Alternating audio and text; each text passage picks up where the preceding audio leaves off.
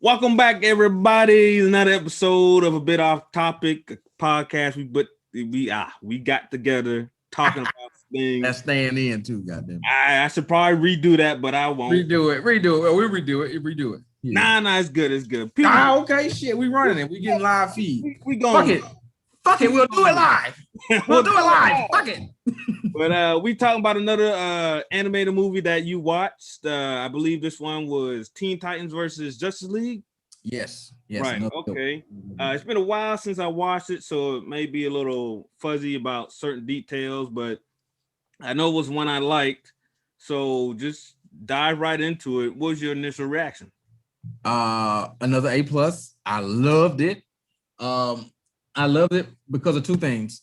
This is the introduction to Damian, aka Lil Baby Batman, to the Teen Titans, because pretty much he's too much to handle, and Batman just needs him to be around people and to like socialize. So Batman's like, "Yo, go join them because I'm gonna kill you if you stay here." But it pretty much starts out with the Justice League that battling the Legion of Doom and like Weather Wizard. Right. And, of course, the Justice League, they win. But afterwards, I believe it's a Weather Wizard who gets away. And while he's running off, I think he's running away from Flash. While he's running away, he gets possessed by this entity. And by getting possessed, he's a demon. And he becomes like 5 or 10 times more powerful than he probably should be. Right. And he kind of kicks ass for a little bit. And they try to get, so pretty much the Justice League is trying to subdue Weather Wizard to try to get him to, try to defeat him. Right. But whatever this demon is a bad mofo because he's kind of kicking ass. So in the middle of it all, Batman, he fucking, he hits up, Lil Baby Batman on the chirp, like, "Hey man, I need you to go do this for me," because they're trying to formulate a plan to kind of end this battle. Right. Robin's like, "Nah, dog, I got another idea. I know how to end this motherfucker right now." Hops in the jet, like it had, I don't know, the $3 billion jet. Decides I'm just gonna crash this bitch right into the fucking Weather Wizard. Right. Possess a Weather Wizard. This ought to take him out, and it does. It knocks him out. It gets the demon. Knocks him right the fuck out. That wasn't a plan. I mean, that's Batman probably seen that $3 billion go up in smoke. Like, "Hey, dog, like, why you crash my jet though?" Right. You know what I'm saying? He got money. He be all right. Like, you wasted my jet on this. Like, right. Okay, I guess. Right. Yeah, but I think he was more upset because they couldn't get any information out of the guy. Yeah, they could get no information out of him. Just for nothing. If we had a plan, we could have captured him. We could have figured out what's going on. You went against my word. Yeah. Play well with the team. Superman's like, I think he did all right. Batman. Yeah, Superman's like, I think kid did okay. Batman gives him a look like, you ever been around? So you got kids. You ever been around like you and your kid hanging out and you trying to discipline your kid and somebody's like, "Hey man, you being too hard." It's like, "Hey motherfucker, mind your fucking business. You mind your business before I fucking put my foot in your ass." All right, that's the look you gave. Back in the day, people, it's like, nah, hey man, hey, don't do that. Don't fall for that. Don't hey, that's what it is. It's like, hey, don't fall for that. Right. B, I'm gonna kick your ass. Intervening in my fucking business. Right. Yeah. So in the middle of all that, Batman's like, "Hey man, I gotta send you to you need some socialization and you need some people skills. And I just can't deal with you all the time." So he sends him to Teen Titan headquarters. Good old Teen Titan. Starfire is now the leader of the fucking Teen Titans, which is pretty cool. Right. To be Dick Grayson, aka their OG Robin. Now it's Starfire. So of course, Damian can't help but be like his regular old dicky self. He introduces himself to the team in the most dickish way possible. Right. He's talking about their power sets and just pretty much challenging people. Yeah.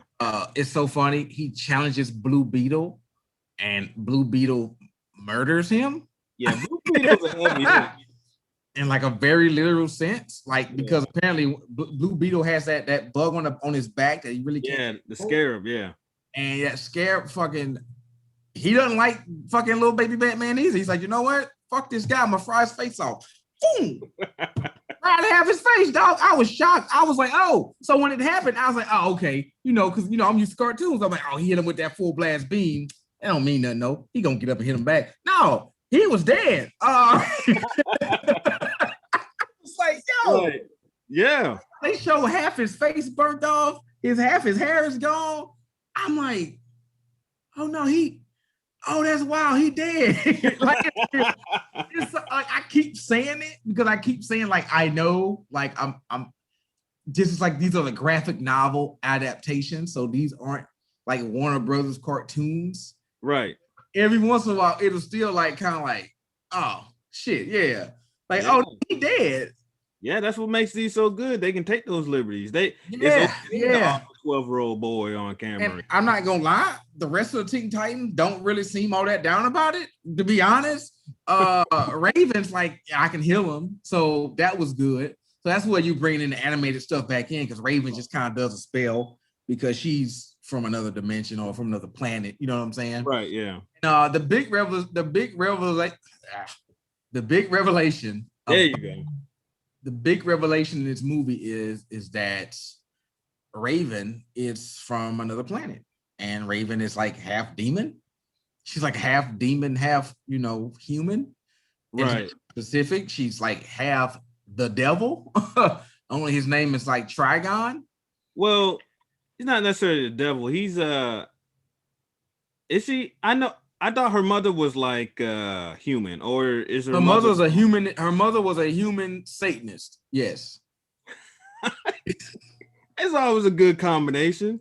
They asked him, so is he like the devil? She's like, yeah, pretty much, but his name's Trigon. Right. Yeah.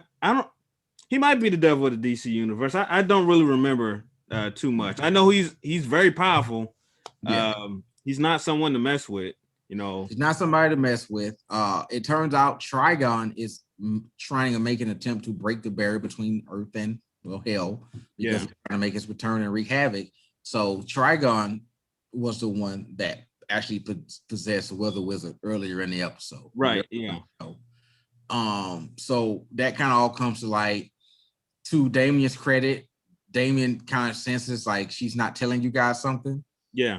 Batman, Batman, Damien's like, I mean, this girl's real mysterious. You say you don't know who her father is, you don't know who her mother is, you don't know, she just kind of popped up. Right. Yeah. I don't ask no questions about these. You don't vet your people. Like exactly. He's like, hold on, you don't know this is your team. You should know something about him. Like I've been here for 48 hours. Why am I asking these questions? You have never have. And Starfire, like one of the things in it, she's kind of like a hippie, I guess you would call her hippie. Well, she's an alien, but I'll put my basic ass human terms on her. I call her hippie. Like she's just kind of out there, like, oh yeah, but she's but she's cool people. Don't worry about it. Right. Yeah. I mean, she only been on she hadn't been on the planet too long. She's had a full life beforehand.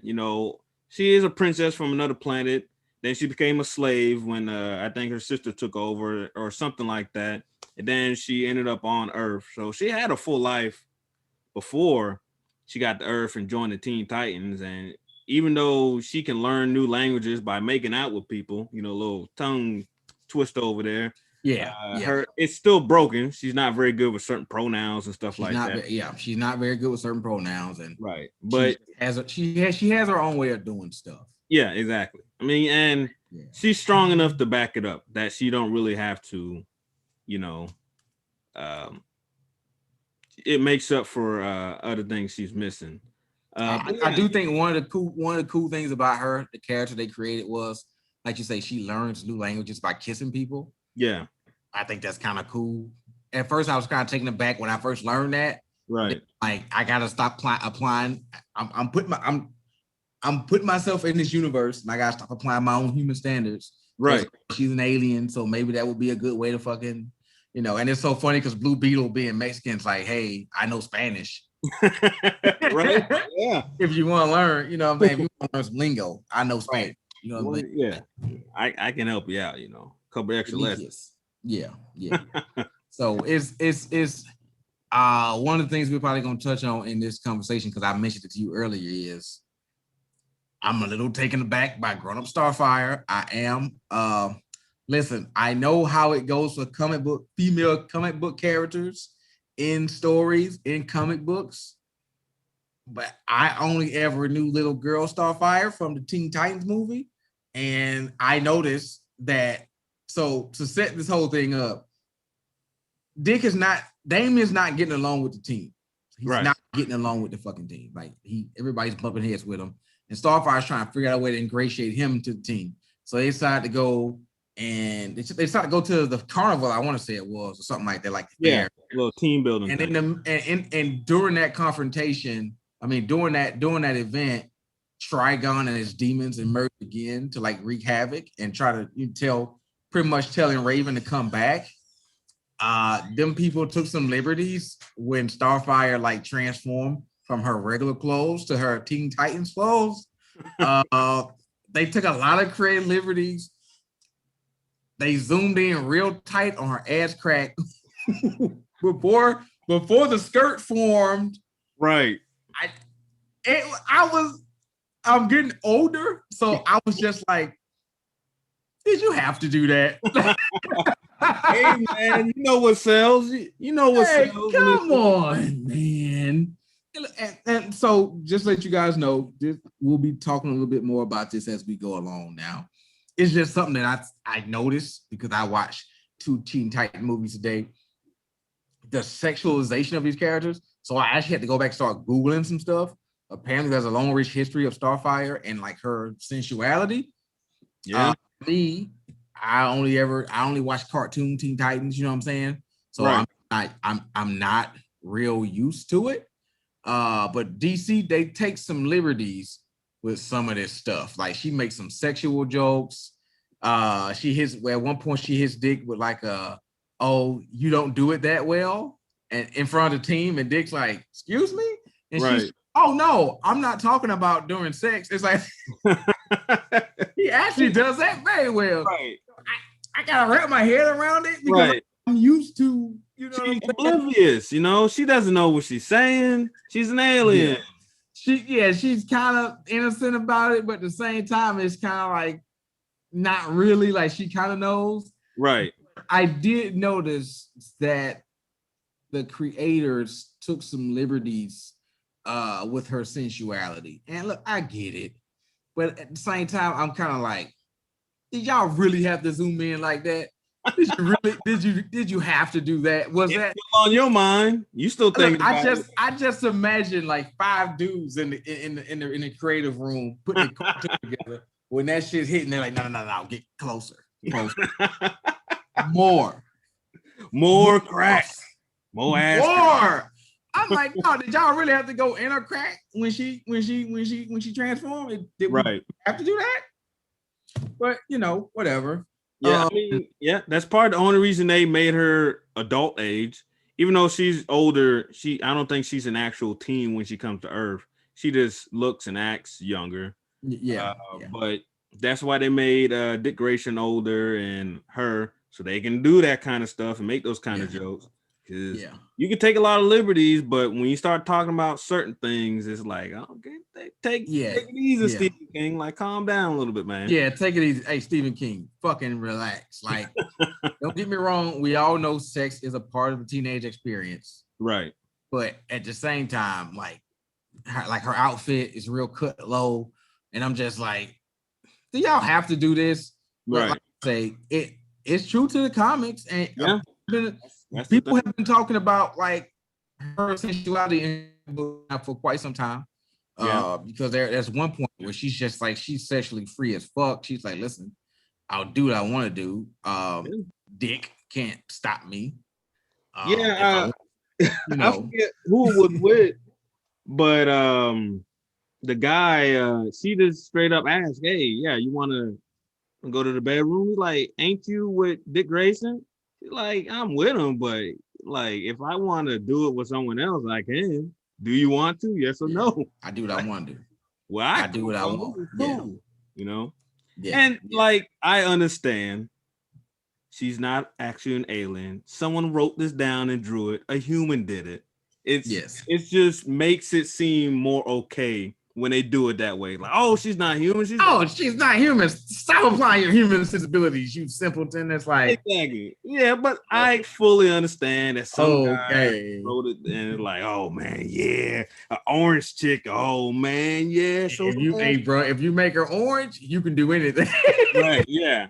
I fully understand that, but yeah, man, that's how she was in the comics, and who knows how it goes forward, but that's pretty much how they portray her, except for like in Teen Titans, when it's clear that she's a teenager and younger. It's not as, you know, they don't go as hardcore with it. Yeah, I mean, okay, so let's go into it just a little bit. How do you think like women feel watching us coming? Like, so if you watch these movies, the DC movies, all the female characters, all real busty, all real curvy, all cut real low, all of it, right? Very revealing outfits. Wonder Woman, like she owns it. Like somebody calls Wonder Woman a slut in one of the movies. I was like, yo, that's wild. But she just fuck himself, right? Yeah. Wonder Woman to me is most endearing of it all because she's like really owning it. She's like, this how I get down. Yeah. But if you, I guess, try to extrapolate a little bit, how do you think women should feel about all these characters being like sex pops? That's what these female characters are in these cartoons or books. Like these women exist to be fucking sexually desired. Like we talked about it, Power Girl. You mentioned Power Girl. I went and Googled Power Girl. I was like, oh shit, this only exists to be a fucking cosplay in porn. That's it. That's it. When they wrote, when they created Power Girl, they were like, listen, we're gonna take some liberties. Right. We need to sell these comics because by herself. There is no reason for her to have a fucking titty circle. All right, listen. Just a fucking titty circle, bro. I'm like, what? Right. I've heard of her in passing before, like on my Twitter comments and stuff like that, but I've never like paid attention. So when I went to the Google search, I was like, oh yeah, I know what they're doing. Yeah, I see what that is. That's all that is. Yeah, sex sells, and they had to sell stuff, and they. Well, you the one that told me that, right? Her comics were selling. Yeah, so they kept increasing until they started selling.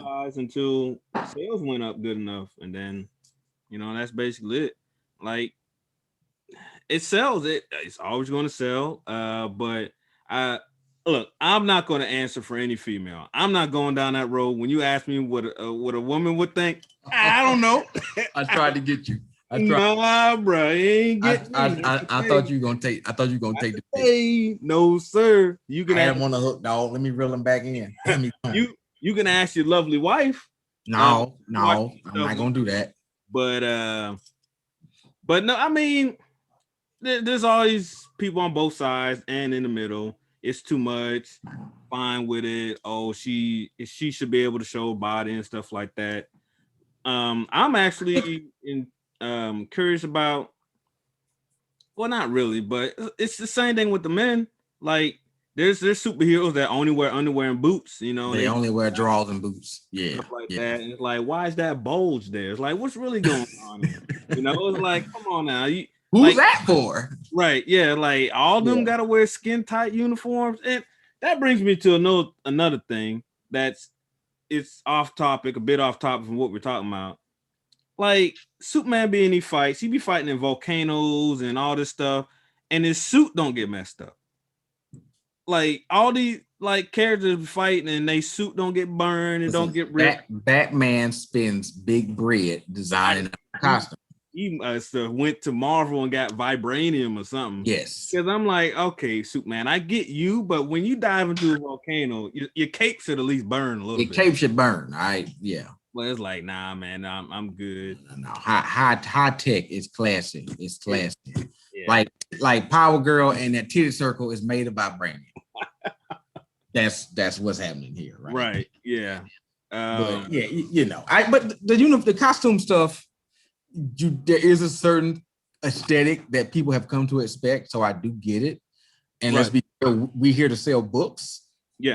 But also a lot of these characters, they're all created by men. I'm gonna have to start doing a little bit more research and trying to figure out like who was like the first ever comic book character actually created by a woman.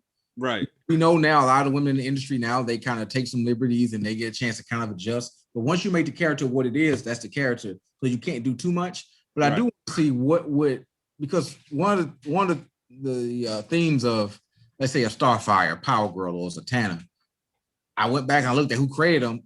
All dudes. Right. Yeah. Every one of them. Right. You know what I'm saying? Yeah. So sex sales. Yeah. We get it. It's two forms of thinking of it. It's you could look at it from female empowerment standpoint, which is sexuality is being owned, which is by the way, you get to do that, right? Like you get to own your own sexuality, you get to present yourself how you want to present yourself. And I guess there's another way of thinking where it's kind of like, yeah, well, see hurt. And honestly, chances are, yes, more modesty would probably hurt. If we're talking about like the cash registers, right? We're not talking about and culture and everything. We're talking about straight up. Let's be real. We live in America. It's capitalism, baby. The cash registers rule everything around me. Right. I don't think that's how the song goes, but I got you. Yeah, it's that. Right. Motherfucker shit ain't selling. Make our tits bigger till they sell. Like, yeah. Are they selling? Are they selling now? Yeah, they selling off meat right now. Well, there you go. Right. Yeah, that's pretty much how it goes. But I think it's all how you start the character out. Like if it starts out like that, then people will be, I guess, more used to it than if they start out and then you cover things up. And it's like, oh, now you're just covering things up, just cover things up.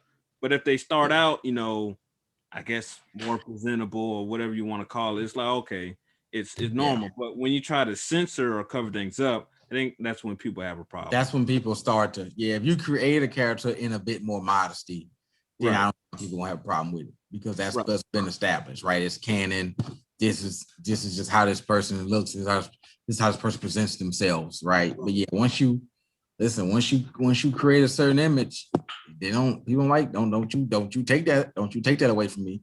Right. But I just had a little bit of fun with it because, like I said, I'm used to cartoon Starfire. So when I saw her being like an adult, I was like, right. I was like embarrassed. It was almost like a brother watching his sister be like with the person. Like, I don't like it. No. But I'm also fucking immature. So I get, it is what it is. Right. Yeah. Yeah. I like seeing characters grow up because I don't want to constantly see them. Oh, it's the same time period for them. They're the same age, doing the same, I like to see them grow and other characters come in. Like grow and evolve, right? Like Blue Beetle, kind of fun to see. More popular. Beast Boy's always there, but Damian Wayne, like these are newer characters. When newer characters, yes. Introduced, like you say, they made Cyborg older, so he could kind of age out of the program. Right. Yeah. Kind of turned it over to Starfire and Dick, and now I guess Starfire is like the official leader. And, it makes a lot of sense, man. But to get back on topic, oh yeah, that's right. The movie you saw. We went all the way around the world. Right. The movie pretty much closes with the revelation of Trigon the father. Right.